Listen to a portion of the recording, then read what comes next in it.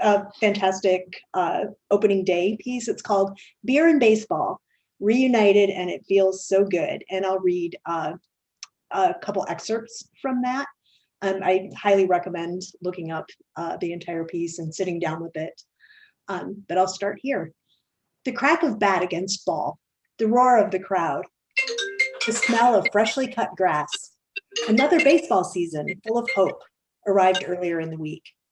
But both of our teams were out of town, and so you did the next best thing and headed to the nearest tavern TV. Hey, another season, said a friendly face sitting at the bar. Let me buy you a beer? No thanks, you said, but I will have bourbon. No beer with baseball, the man said. What are you, a communist? The relationship between baseball and beer is not taken lightly.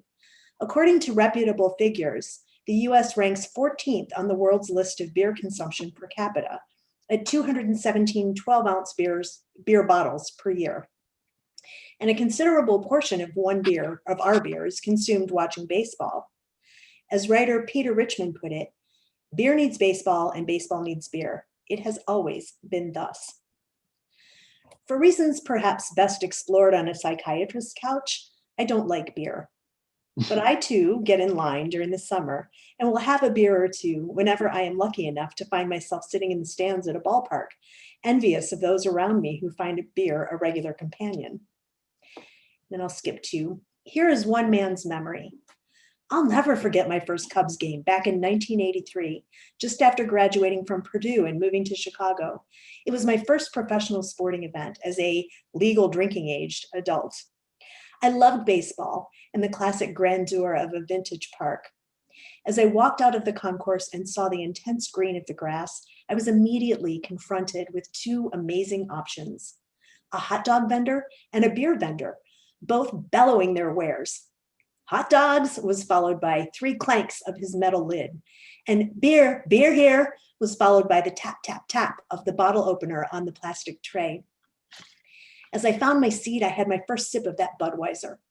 The crisp bite of cold lager imprinted my taste buds, followed closely by that first bite of stadium hot dog with mustard and sweet relish.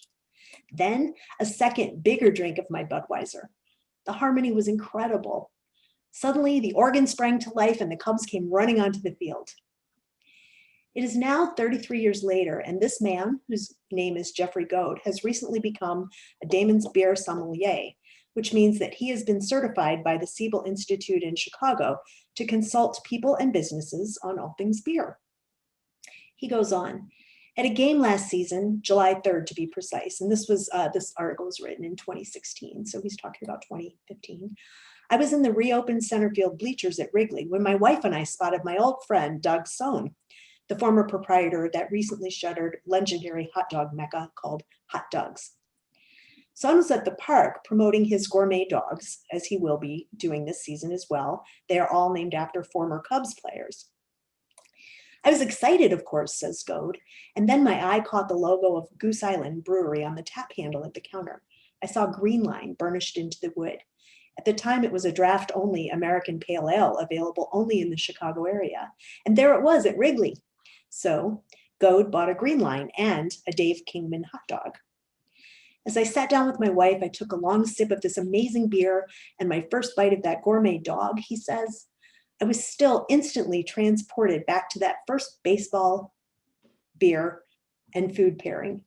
It was so visceral that I could still taste that tart green apple of the beer and the sweet but tart flavors of mustard and relish on the dog. I'll never forget those baseball firsts.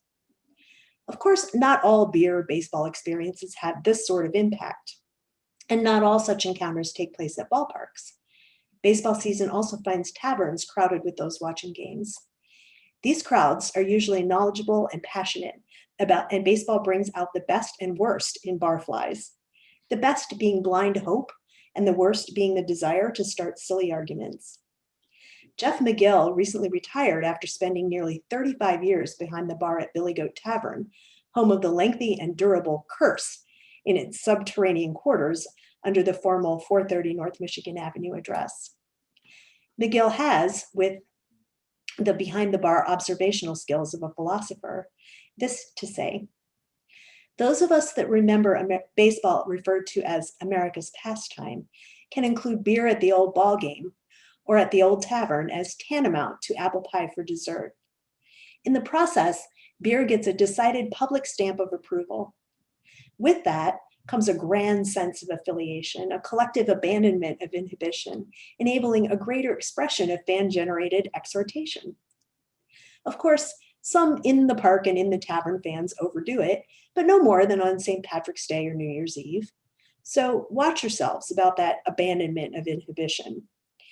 We live in politically correct times and don't suffer the overserved any more kindly than we would this admission from former Cubs great Hack Wilson. I've never played drunk.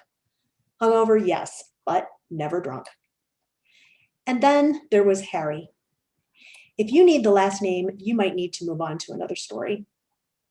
Harry used to say, not only do I like to go to bars because I like to drink, I do like to drink, but I go because who do you see there? Baseball fans.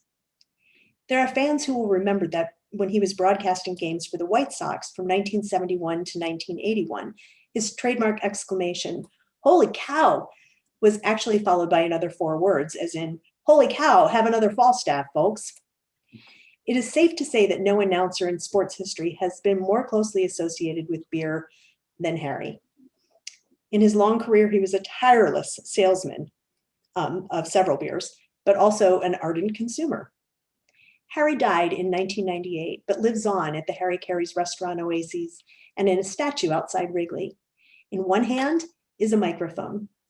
The other is empty most of the time, except when fans place empty beer cans in it, which they do often before games and afterward, win or lose.